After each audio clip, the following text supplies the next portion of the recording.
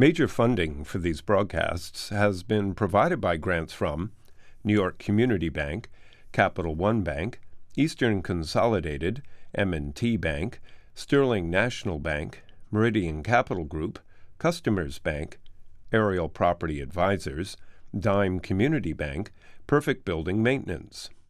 Additional funding has been provided by AKA Hotels Corman Communities, AmTrust Title Insurance Company, AVR Realty Company, Avison Young, Bank of America, Merrill Lynch, Bank Leumi USA, Briarwood Organization, CBRE, Chase Commercial Term Lending, Chase Mortgage Lending, JP Morgan Chase, Citizens Bank, Cohen Equities, Colliers International NYC, Collins Building Services, Connect One Bank, CPEX Real Estate Services, Douglaston Development, Levine Builders, Flushing Bank, Friedman LLP, Handler Real Estate Organization, Handro Properties, Hodges Ward Elliott, Inc., Investors Bank, James D. Kuhn Real Estate Center at Syracuse University, Kilroy Architectural Windows, Madison Realty Capital, Matone Group, Mercantile Bank, New Banks, Newmark Knight Frank, Optimum Window Manufacturing Corp., People's United Bank, Polsinelli, Rockefeller Group, Rosewood Realty Services, SJP Properties, Stonehenge Partners, TD Bank, Terra CRG, the Knackle Group at Cushman & Wakefield, the Merinkoff Family Foundation, the Moynihan Group, and these friends.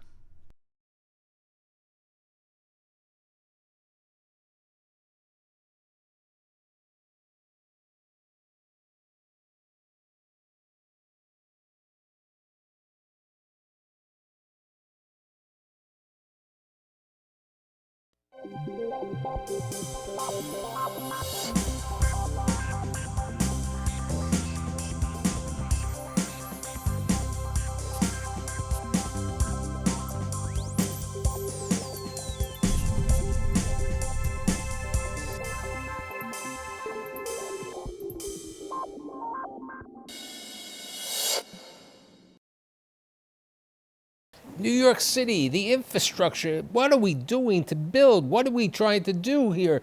We have these new roads planned. We have these tunnels. We have these massive skyscrapers. We have everything. People are growing, coming to New York. So what's happening with the infrastructure? What's going to take place over the next 10 to 20 years? Today, with the help of my executive producer, Carlo, we've brought together a group of people who are responsible for the changes taking place in New York City. My guest today is the renowned architect and partner at KPF, Jill Lerner. Then we have our PhD over here, Milo Riverso, who is the president and CEO of STV. Our head of the Building Congress, Carlo Scissura. And last but not least, our president and CEO of U.S. and Latin America, Greg Kelly of WSP. So you people have been involved with major projects over here. You've been involved with Hudson Yards. You've been involved with the tunnels. What's happening? What's the biggest things taking place today in your mind in the city? Is it LaGuardia? Is it Kennedy? Is it the Hudson Yards? Is it Lower Manhattan? Let's talk about some of the changes and where you see them in the growing.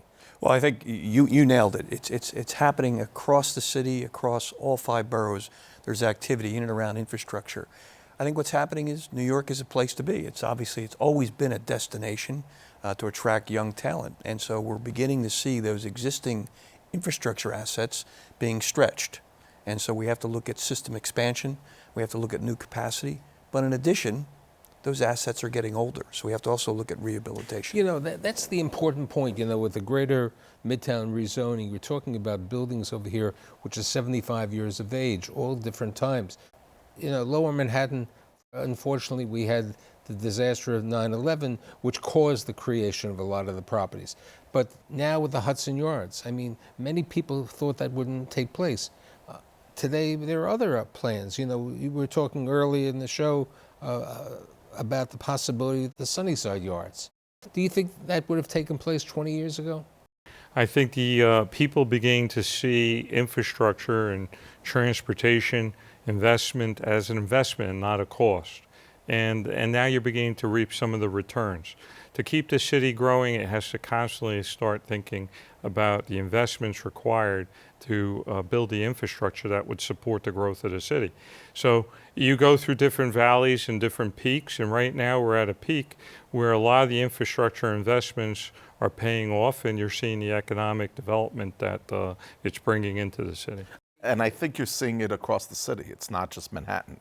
You're seeing things happening in Brooklyn and Queens, Staten Island, the Bronx. So the city, when we say the city, when I grew up in Brooklyn, we would say we're going to the city, we were going to Manhattan. But I agree with you about more of the four boroughs. The question is, the fifth borough has not really seen that expansion yet, partially because of the bridges, partially due to transportation. But we are seeing it everywhere else. Now, we were talking earlier in the show about the BQX. Let's talk about that. What's the plans? I mean, look, and for full disclosure, I'm on the board of the Friends of the BQX. It is a transformative project that will knit together parts of Brooklyn and parts of Queens, which are amongst the fastest growing job centers in America. You have 30 million square feet of space coming online. You have public housing. 3 of the biggest public housing projects in America would be served by the BQX. And you would just connect job centers with existing subway lines, existing bus lines, new ferry service, and just open up acres and acres of development and help local residents. So, transformative project. I mean, many cities suffer from the fact that you can only get in and out of the core. And for decades, that's pretty much been the case. With mass transit, that's been the case in New York City as well. And so this really is a big step because it's the first piece of new infrastructure proposed to really link between boroughs, outside of Manhattan without needing to go in and out. Now, what about a potential light rail like they did in Jersey City, Hoboken, which truly helped the growth of those two markets? Well, I think light rail is a really good way to go. It's a lot less expensive than having to dig a tunnel for a new subway. And so in places where you can use it in terms of capacity and where there's the existing thoroughfare, it's really a good solution. Well, when you look at the New Jersey City waterfront that you're referring to, you can see the development that occurred there. And perhaps that's an opportunity for value capture along this 10 miles of the alignment with the BQX to help pay for that kind of infrastructure improvement. I mean, I know you're involved with LaGuardia Airport today. Mm-hmm. What about the transportation to and through LaGuardia? The potential of adding a monorail to the city of New York or increasing the distance where it is? Right. Well, certainly LaGuardia is one of the transformative projects happening in the region right now. It's roughly $4 billion. It's a public-private partnership, an innovative way to deliver a major capital program. But importantly, we have to be able to access that facility. So right now it's under study to look at a rail access to LaGuardia Airport. That would be an above-ground rail. Correct. Okay, we're not talking about like the 2nd Avenue subway that the two of you are working on the extension of that, which is below grade. But I think that on the issue of connectivity to the airports, I think that's a major issue that New York City has yet to grapple with, and it's great. It's under study, but it's really important because it's critical. It's critical because if you compare to other cities around the globe, it's really easy to get from their airports to the downtown. But I think what you're saying is critical, is so important because we have 60 million visitors to New York City. That's so right. These people are coming to New York. We don't call them tourists anymore. We call them visitors because they are helping our economy. And it's really important that we have the access on the transportation, right, the importance of having hospitality, the hotels within the city, which we've seen right now, as you saw in Brooklyn and Queens, the expansion of the hotels. So it's all part of the And I have to tell you, so one of the things the Building Congress does really well is innovative reports and really issues some great stories. So our big report that we're currently working on is visitors, tourism, and infrastructure and building. And I think that is going to show, when we release it in Q1 of 2018, how important the industry that these 3 people represent is for the visitor. in addition, we've been talking a lot about commercial development, while in reality, you've worked on 432 Park Avenue, which is a residential. So we're talking about a city that the construction is in all phases. It's all asset classes. So we have 432, you have Billionaires Row, you have a lot of housing being built. Look at the Hudson Yards, you have office, you have housing, you have every stock over there with retail and so on. So we need all of this type of thing.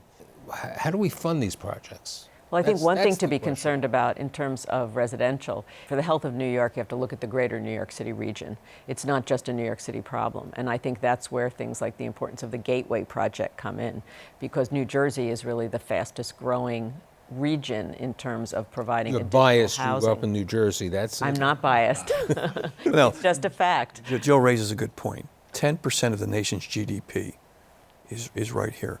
20% of the nation's GDP runs along the Northeast Corridor from Boston to D.C. The heart of that corridor, the heart of 20% of that GDP is right here. And that's the importance of the Gateway Tunnel. It's been well talked about, the existing tunnels. Let's put this in perspective. They were opened and carrying passengers before they finished building the Titanic. And those same tunnels are carrying 450 trains a day today. So we're approaching a crisis point where this Gateway program, if we're going to maintain the health and the vitality of the region that we're talking about, it's really important to get some pace behind that program. You asked how do you fund this? How do you fund all of it? It's still all the transportation, all the methods of transportation. LaGuardia, as of 12 o'clock today, the governor put his shovel in the ground and started an additional $4 billion project on top of the $4 billion. So you have $8 billion. The JFK, the RFP for the master planning for the transformation of that airport's underway. So tunnels coming into the city, whether it's the Trans-Hudson Tunnel for freight, whether it's the Gateway Tunnel. Look at we just finished completing the Fulton Street Station, the One World, the Calatrava Hub, the transit hub for the Port Authority downtown. Penn Station just opened up the Monahan side of it, and there's further investment going into it. You can't afford not to do the investment. And the analysis shows that when we invest in these projects, let alone the economy driven by the actual design and construction of the projects, but then the growth that comes in the private sector, the housing developments, the office towers, the theater, the cultural institutions, it all revolves around that access into the city. I do a number of shows, and whenever I do a lot of food shows with the restaurateurs, and they all say, look, tourism feeds us, okay? They aren't tourists. 50% of the customers who go to the restaurants are tourists, people coming here. So, you have to have a live-work environment, and that's what we have in the area. Let's go to the state of New Jersey, since you brought it up over here. One of the items that New Jersey has done a little better than parts of New York is the development of transit-oriented development, closer to a train or a light rail, as we were saying about Jersey City. Now, I know that in Long Island, besides the third track on the Long Island Railroad, part of the idea is to expand perhaps MacArthur Airport, and also to get some parts, like like the transit system over to Wyandanch and other areas, because they have development. I mean, we need housing. And as you said before, we can't have housing. Not everybody can live in Manhattan. We have to have housing all over. So we have the capability to house, work, and live people. I think Long Island is in one of the most difficult and challenging situations because it has the fewest rail lines leading in, if you compare it, say, to Westchester relative to population. And today it all comes into Penn Station. But in the future, one of the other things the city's doing is building the East Side Axis, which will divert some of those trains to Grand Central and disperse where people come into the city. And so that, I think, is going to be a helpful step. And I think that's part of the whole rethinking of the Midtown East rezoning. We're doing the One Vanderbilt project, which is right next to Grand Central, and that's the first of the Midtown East rezoning projects that allow greater FAR for very specific transit and public realm improvements that that will contribute to the improvement of Grand Central as a transit hub. And that's another financial model that will both aid the city in terms of development, providing state-of-the-art office space in much more sustainable buildings, and also help to provide the funds necessary to improve the transit hub. New York City is I consider it the healthcare center of the world, even though, there are other great cities. And part of that is, what has happened with the Alexandria Bioscience Center. We're going to see other things. You've been involved with the City University. Let's talk about healthcare in the city of New York and the buildings taking place. Well, I think they've all undergone a lot of expansion actually over the last 10 to 15 years. I know Weill Cornell has added a lot of research buildings. Certainly Columbia has its new NYU Langone $1 billion building and expanding out into Brooklyn with their purchase of Lutheran. Northwell is coming into the city and working with the Lenox Hill site. So Presbyterian with Methodist in Brooklyn building a whole new facility out in Park Slope. Yeah, Sloan Kettering teaming with CUNY on a project on the east side. So there's a lot going on, I think, in the healthcare world, and I think that's really great for the city, both for the citizens in terms of the healthcare provided, but also in terms of the jobs. I think one of the things that Bloomberg tried to address with the Applied Sciences Initiative was to recognize that there's a lot of science and science research that goes on but how can we leverage that into new businesses and pair medicine with technology into new discoveries and opportunities for people to grow new businesses here. In the same vein, we were talking about earlier, Roosevelt Island, where we have the Cornell Technion, which is major buildings over there, plus a office building geared to the business community and residential. What about Governor's Island? What about certain other areas where you could have potential?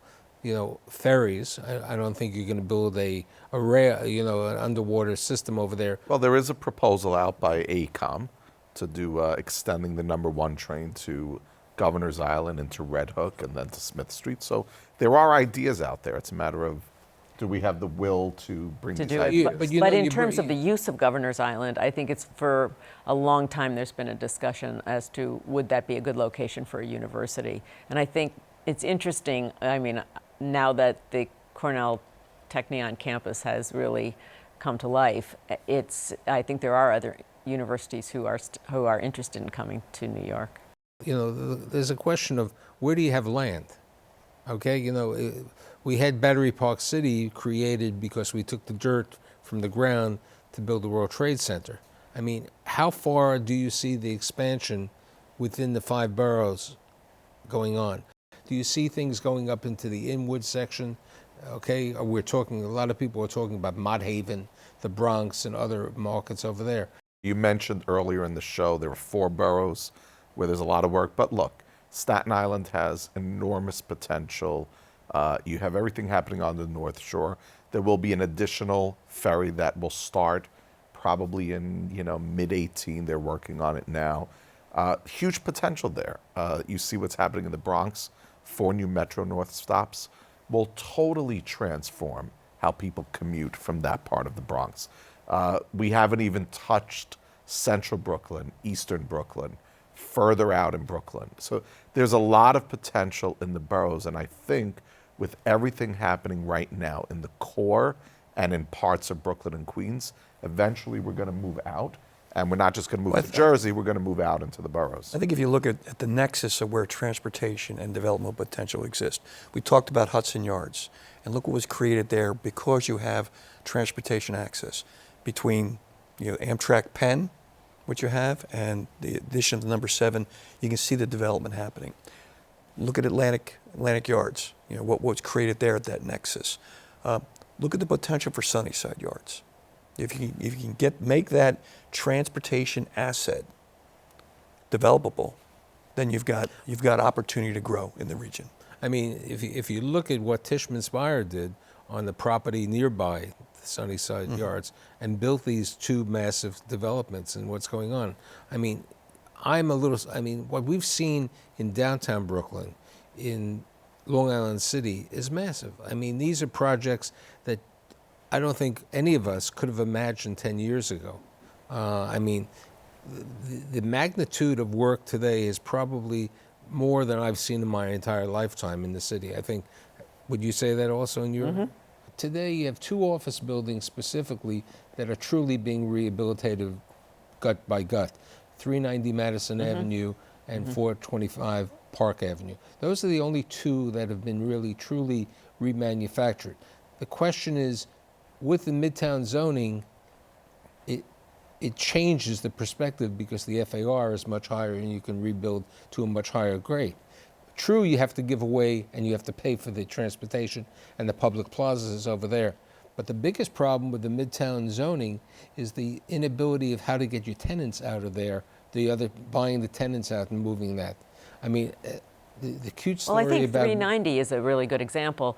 That's a project our firm is doing, and I mean, we call it like the surgery project because there's like carving out, adding steel, adding on top, cutting pieces out, all to provide, you know, fantastic spaces high up in the building, and it's really going to bring the building.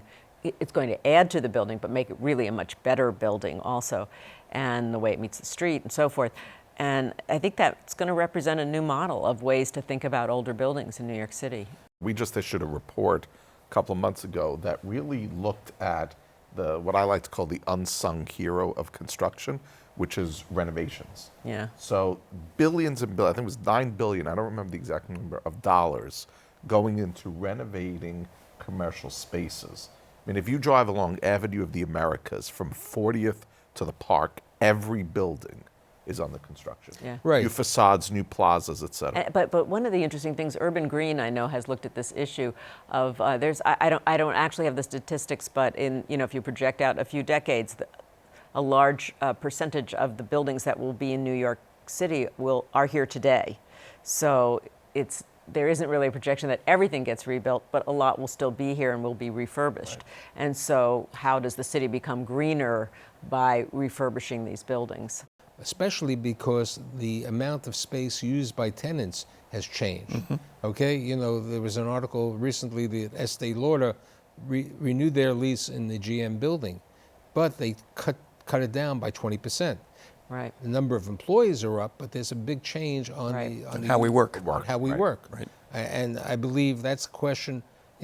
We spoke about a number of things, but we have one major 670,000 square foot new office building being built at the Brooklyn Navy Yard. Yeah. So this is a totally different idea. And which, by the way, that project, which is rooted in Boston Properties, will transform the way people work in the boroughs. It's a true transformative piece for the boroughs outside of Manhattan. With regard to that, on the renovations, what type of renovations are you seeing? When you're working on a renovation of a building that's existing, that you have tenants, sometimes you can replace them and move them, but how do you do that structurally and engineering-wise?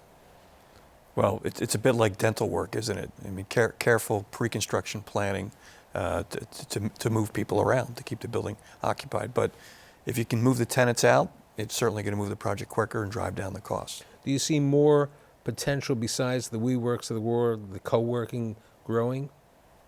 I see it in the planning that you're doing in the deals projects. I think that's true. Almost every office commercial client that we have is looking for workspace that's more in line with the WeWork philosophy of like group interaction, flexible places to work, things like that. But didn't we have hoteling?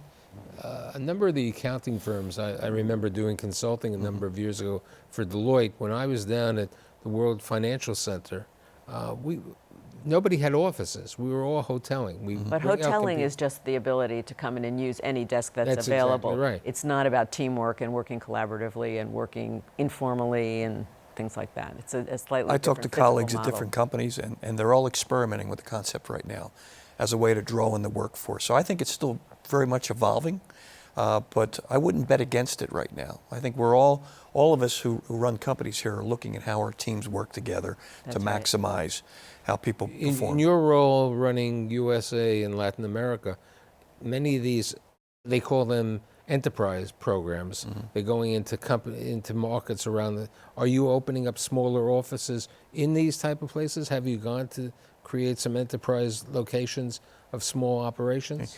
We have not done that specifically in the U.S., but I have colleagues in other companies that have experimented with that because they want to see, does this work? So we all watch and see how this is working. When we moved a few years ago, it wasn't a matter of less total square footage, but it was less square footage per person. Right. So the individual workspace was smaller, but the communal space was larger.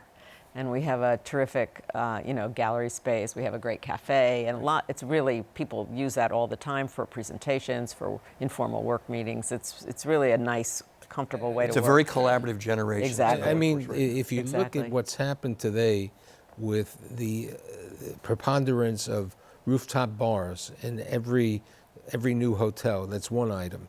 The second thing besides the rooftop bars is, the smaller rooms in the hotels and the more efficiency. So, we're trying to become more efficient in the way we're doing things over here. Where is the greatest potential in the next 20 years in New York City's structure? I think the outer boroughs. The outer boroughs. It's where the land's available. The developers will recognize it's where they can develop something with less cost. The transportation issues will be addressed. And I truly do believe it'll be the outer boroughs. That'll be the next step for I would say it all for New hinges York on what transportation we build. You absolutely have to solve the transportation part of the problem, puzzle and then to make it work. Yeah, and if we build Gateway, and I mean, if we really improve, if we build the BQX, all of those decisions and moves, if we get those funded and we can build them, that's going to be the key. If we look, quickly, the expansion of the 2nd Avenue subway has helped the city of New York. Right. The ferries have helped. Right. And The 7 train. the extension of the 7 has truly changed the market It's over there. transformative. Created a new city Transformative. within a city. A city within That's the right. city. And the fact that what you said, the fact that we have the 7 train, we have Penn Station over there, the morning in addition, and you even have the Port Authority, which is another subject that has to be addressed also. Correct. So yeah. I think, thanking my executive producer, Carlo, Thank you. for bringing everybody, I'd like to thank Jill, Milo, Carlo, and Greg, and I'll see you next week. Thank you. Thank you. Thank you.